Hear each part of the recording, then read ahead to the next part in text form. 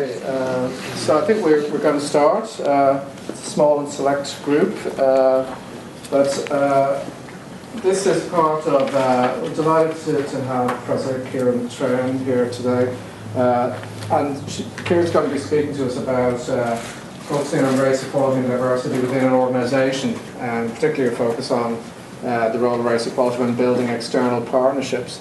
So it is a small select group, but also diverse. That fact that Mark's here, I suppose, represents that the work we've done at Keele in terms of building partnership has very much been a partnership between academics and students, but also very much the professional service team that Mark leads in terms of fostering relations with businesses and so on in the university. So we're all delighted to see you here, Kiran. This is part of the Race Equality Lecture Series with Hugh Daney, who's a member of the academic staff here at Keele Management School, is leading. And we were just discussing earlier how, having signed up to the Race Equality Charter, as an institution, we have the Race Equality Lecture Series has played a very important role, I think, in raising awareness and consciousness about issues of race equality in the institution, and has fed very much. It allowed us to, I think, reflect very much on the work we're doing formally in the self-assessment team and how it relates to the culture of the organisation and some of the issues around that we need to kind of take forward. So within the context, just let me briefly introduce Kiran then is Professor of Leadership and Enterprise Development and Director of External Engagement at Birmingham Business School at the University of Birmingham. She's also co-director of the Enterprise and Diversity Alliance, which is a world-leading and innovative network dedicated to the promotion of minority entrepreneurship. Kiran is a key contributor to international debates on leadership, enterprise development and diversity in small firms. And Kiran's work has been supported by grants from a full range of research funding bodies, including the SRC and the HRC and government departments, regional, local agencies and private sector, full range of sources of funding for the work that she's done. She's taken national advisory roles that have shaped debates and policy in leadership, diversity and enterprise in small firms. She's also Vice President of the Institute for Small Business and Entrepreneurship and Subgroup Chair of the Enterprise Mentoring Group at British Bankers Association. Kiran's an active member of the Senior Management Advisory Board for the Race Equality Charter work at Birmingham University. It's interesting to note that HESA data tells us that of all the subjects offered in universities here in the UK, business and management schools has about a third, the third largest proportion of non-white UK domiciled students. 33% of all UK domiciled students, and the largest absolute number of non-white UK domiciled students, that's 56,000. So I guess when you think about it, if business and management schools were to replicate the student demographics in their teaching and research teams, you'd have a third of the staff would be non-white UK domiciled members of staff. The fact that that isn't the case, I think, tells us just something about the challenge and some of the gaps that we need to address in the longer term.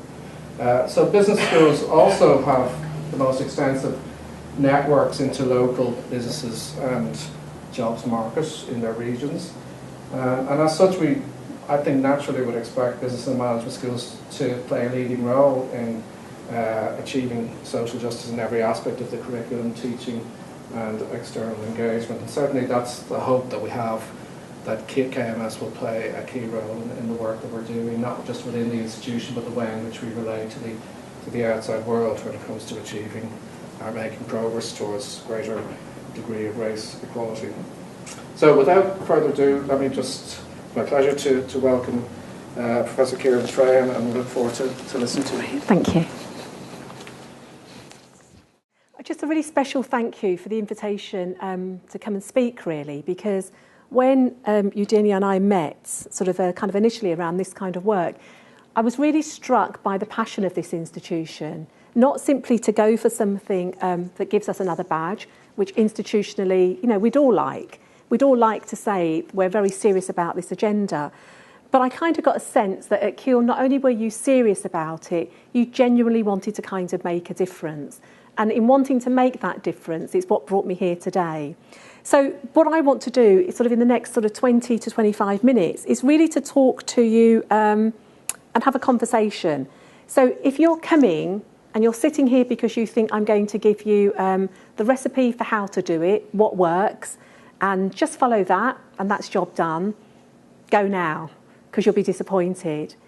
If you've come because you genuinely want to be curious, perplexed, challenged, but excited in joining a debate and a conversation in terms of what works, what doesn't, what might we learn collectively together, then this is the place to be. So what I want to do is not talk to you or talk at you.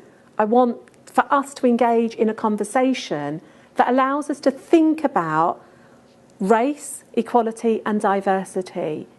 Why now? 2018, and we want to have a conversation about race, equality and diversity. So what is it that is happening in our internal world and in our external world that suddenly makes this something that every institution, from the public sector to the private sector to the third sector, that says this is critical? You know, so how are we going to make important things happen? I want to start with a quote, because often issues around race are associated with prejudices. And I want to kind of unravel that a little bit. How do we bring together notions of prejudice, perception and discrimination?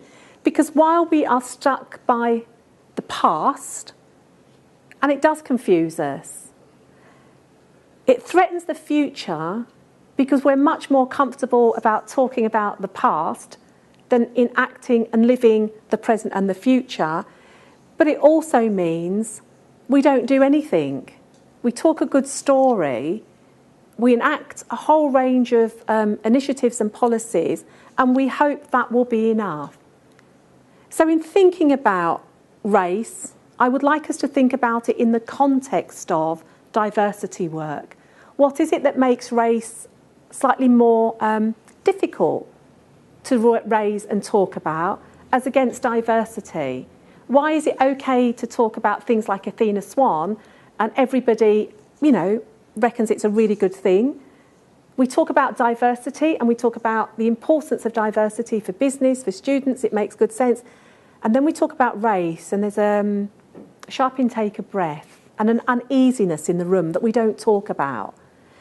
And if we continue to do that, then actually our future won't change. And so those are kind of things that I want to explore. I want to do three things within my sort of 20, 30 minute slot. One is to extend our gaze between this mythical notion of race, equality and diversity.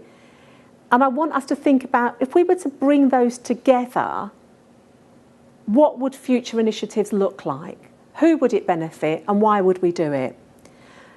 I also want to talk about something that very rarely gets talked about in this kind of work. It's the subconscious stuff. It's about our emotions. It's about power. How is race equality work embedded in the social, the political, the economic and the cultural? Because at one level, it both facilitates our desire for change, but it also constrains our scope for learning. So that real pull-push, we want this, but then there are 1,000,001 blockers that we're not able to kind of remove. So is that about prejudice or is that about perception? Or is it about a combination of those? And then finally, I don't want to just talk about this. I want to show and give some examples to say how. How through the work that I've been doing over a decade, is it now beginning to kind of take hold? What is it that's helped shift some of those kind of perceptions, some of those sorts of prejudices? And most importantly, how do we ensure that we make race, equality and diversity everybody's business? So it's not just the job of universities, it's not just the job of schools, it's not just the job of business. It's how do we collectively work together for sustainable impact around future initiatives. So those are kind of three things that I want to explore. And again, now's the time. If that's not really what you want to hear about and you've got other things that are more pressing to do, this is the time to go. So let me start with three things. What is it that we know? What is it that we don't know? And what is it that we aim to know? And this comes from a research project that my colleagues and I were undertaking as part of a big ESRC grant. And in doing that, we were really kind of interested in understanding this notion, and particularly in my context, because I'm going to focus on ethnic minority entrepreneurship, you've had talks, and you've got talks coming up about race and the way that it fits within education, because you've had my colleague David Gilburn. You've got other colleagues coming in to talk to you about infrastructure and policies. So I want to not conquer the whole world. I want to take a particular example and show how you enact equality within the context of race and diversity. And I'm using the context of the education sector, business support sector, which includes the banks, and academic institutions. How do we work together? And so if we look at business support systems, they've been around for many years and they've worked effectively. That's what the research tells us. That's what the practice on the ground tells us from SME owners and entrepreneurs. And so if the role of business support organisations like LEPs is to create ecosystems that will support locally relevant businesses, if we know that ethnic minorities make up a large part of local communities, and certainly in Birmingham, they're not a minority, they're almost a majority, and they contribute significantly to the economy, if we know business support has to underpin ethnic minority business activities, and if those business support agencies are going to actually ensure those businesses use those resources, why do we have a problem? Because that feels very simple, isn't it? Supply, demand. We know what we're able to kind of do. So there are key issues, because what we understand about business support and what forms of supports ethnic minority businesses are using and why is critical.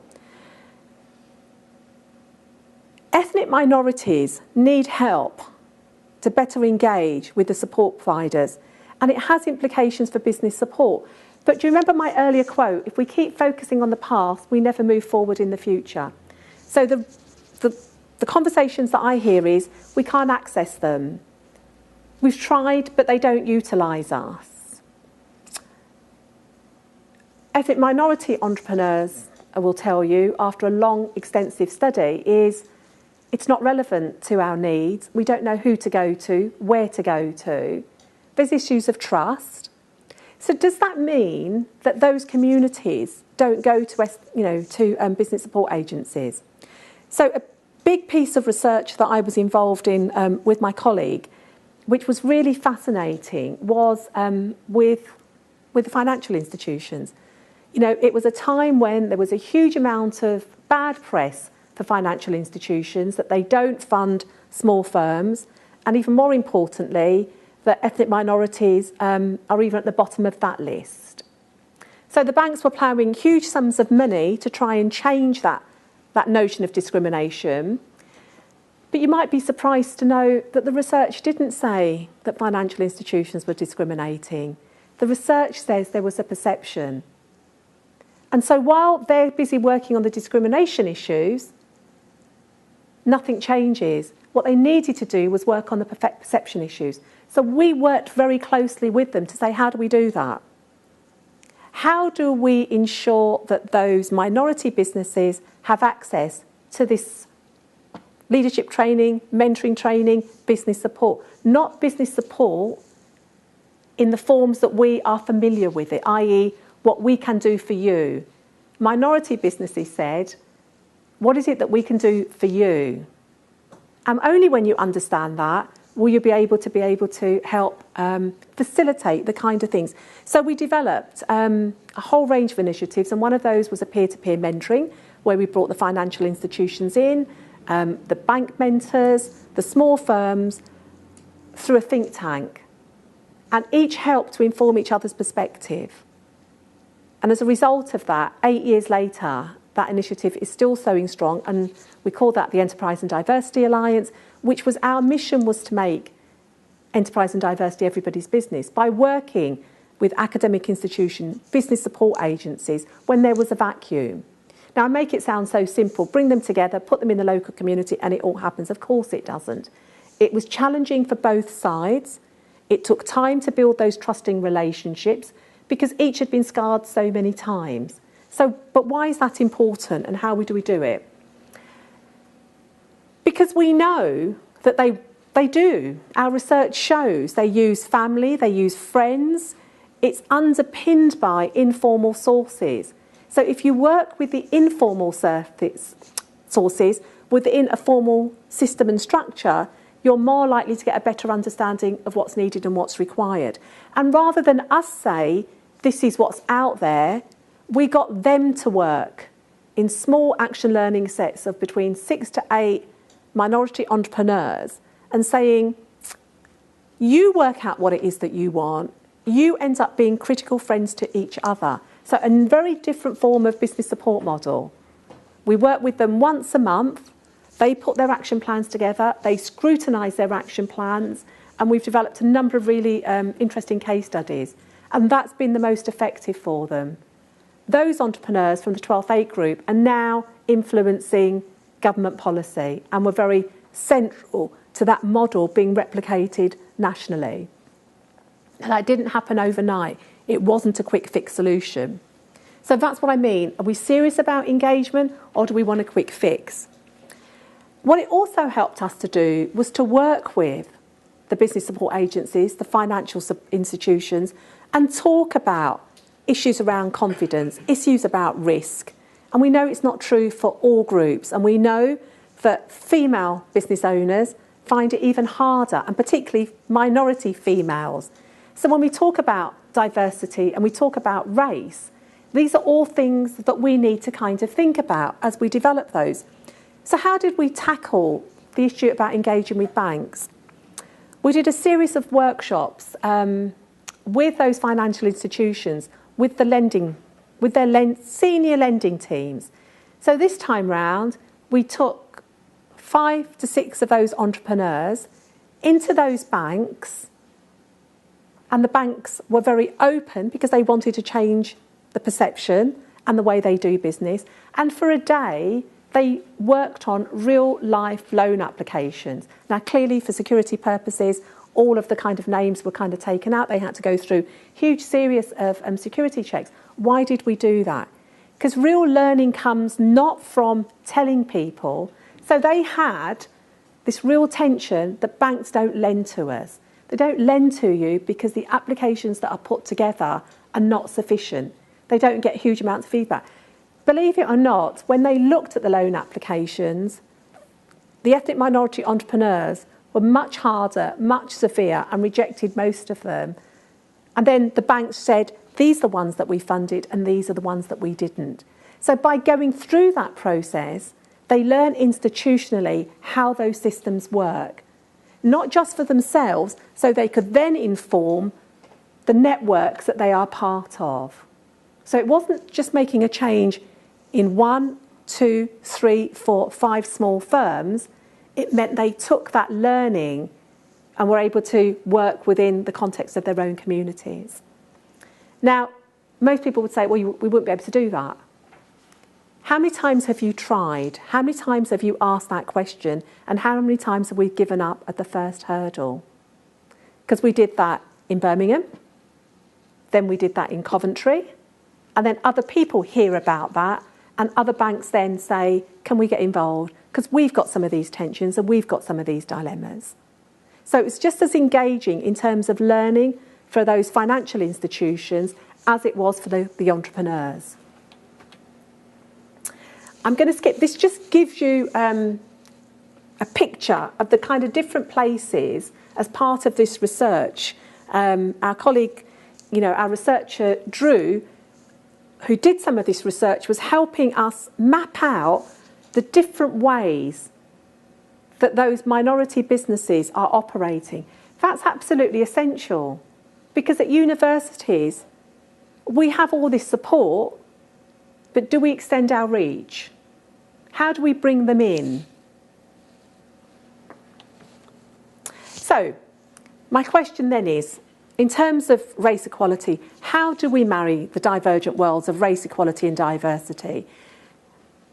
And I want to develop a model which is about creating and maintaining and disrupting institutions.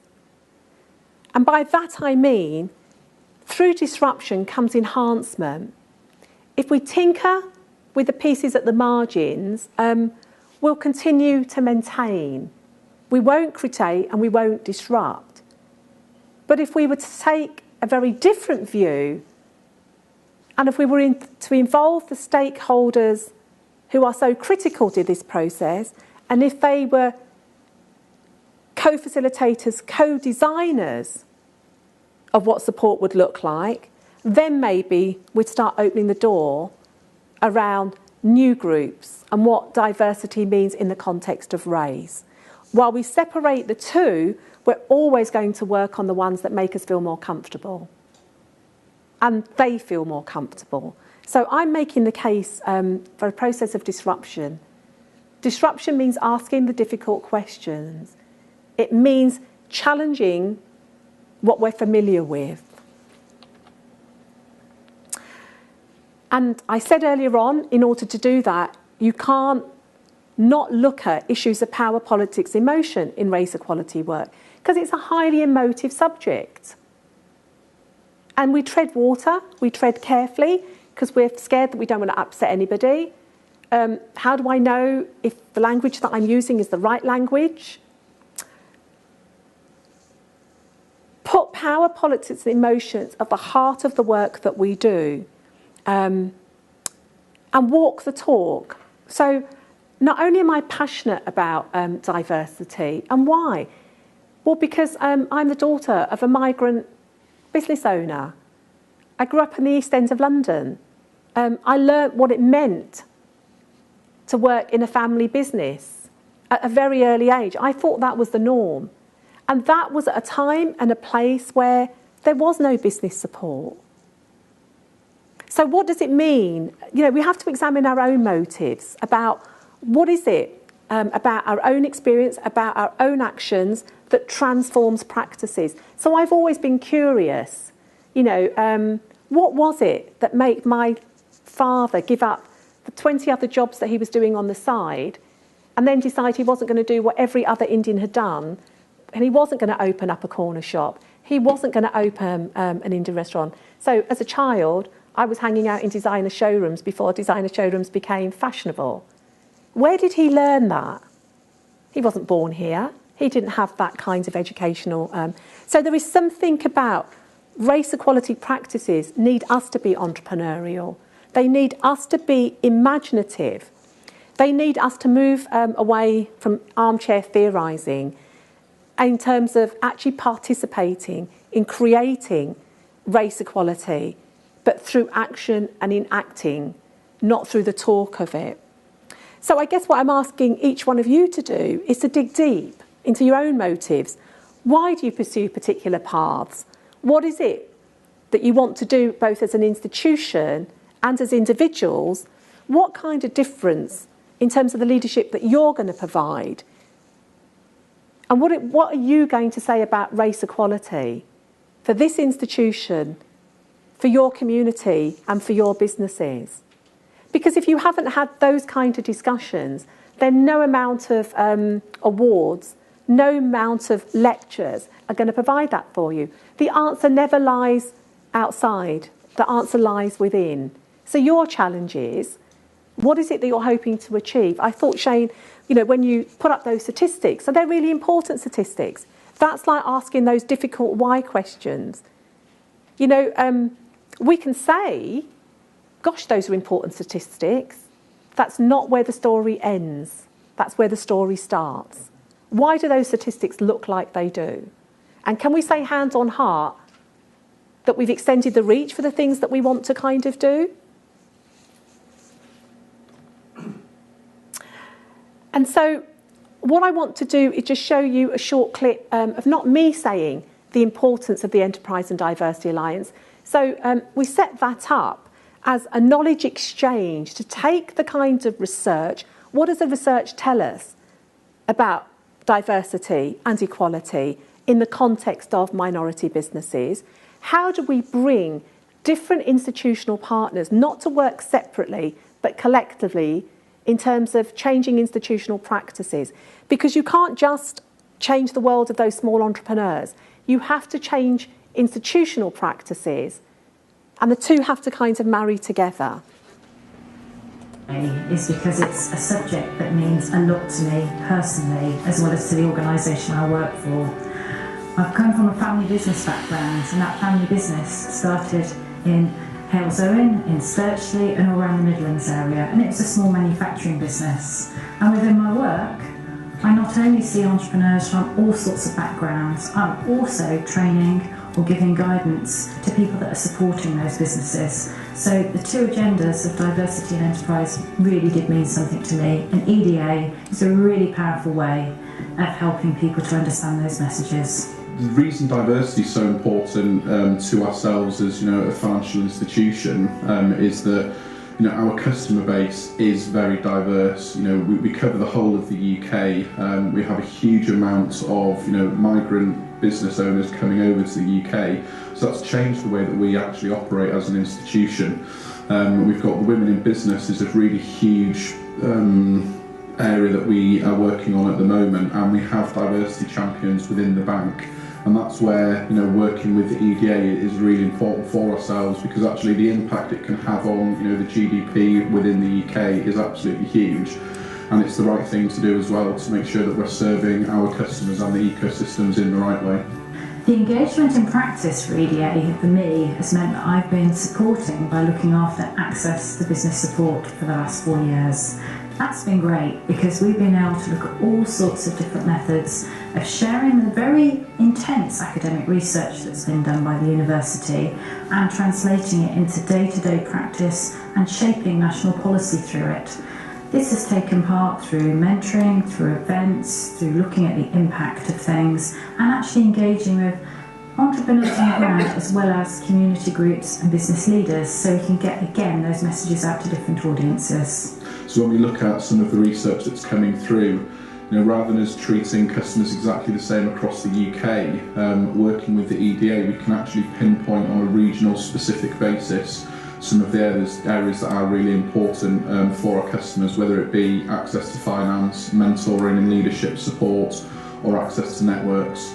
The overall picture from the bank's perspective is that by gaining this evidence-based research, we can use that as a catalyst to help the areas grow, specifically in areas that this support hasn't necessarily been available previously.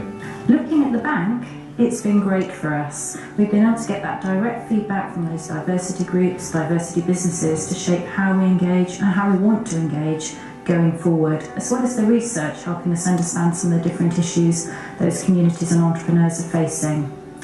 And then because I look after mentoring wider than the bank, and I liaise with a lot of national and international business support agencies, what's been special about EDA is it means I've been able to share those messages for a wider benefit. So we've created a dialogue and an intervention and an impact beyond the original pilots that we have done, which is lovely to see. Not just ourselves, but the overall industry needs to make sure that we are moving ourselves forward as much as possible, because what had happened 5-10 years ago is very different to what's happening today. So for us to be able to inform the way that we work for our customers and the overall ecosystem is really important, and the EDA helps us deliver on that. What I'd say to the criticism that academic institutions don't necessarily engage externally in the most effective way is they can do, and this is proven evidence that when it's done powerfully, it works. And the reason it's powerful, it's engaged on the ground, it's engaged different partners, and it is engaged in making that learning translatable to day-to-day business practice, and that's worked.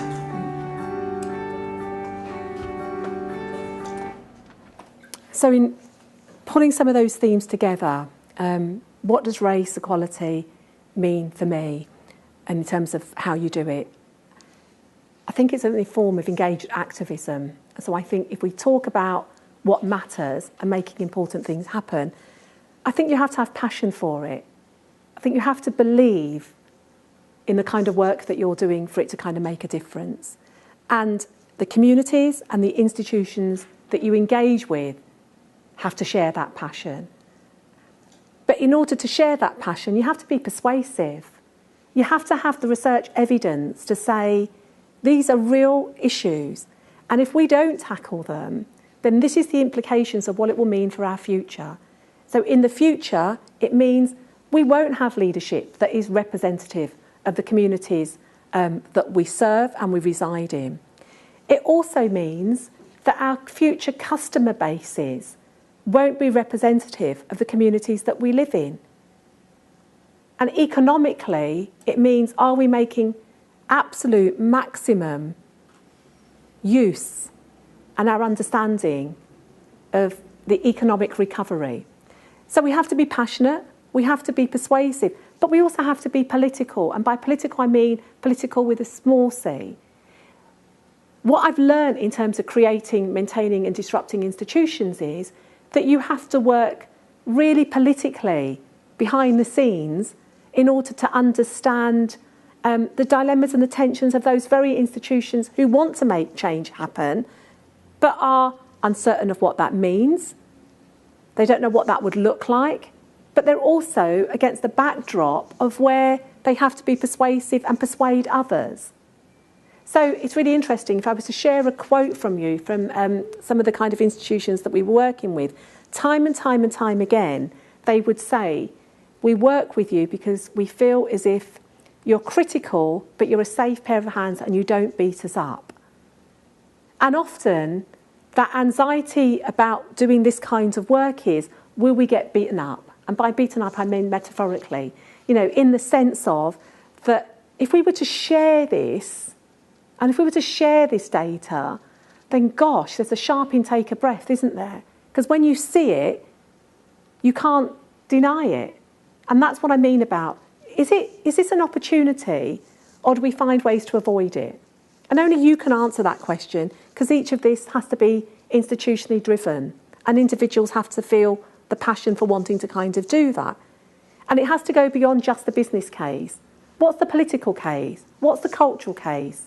What's the social case? And it's only when you bring those things together will it happen. And then I want to leave you with one final thought.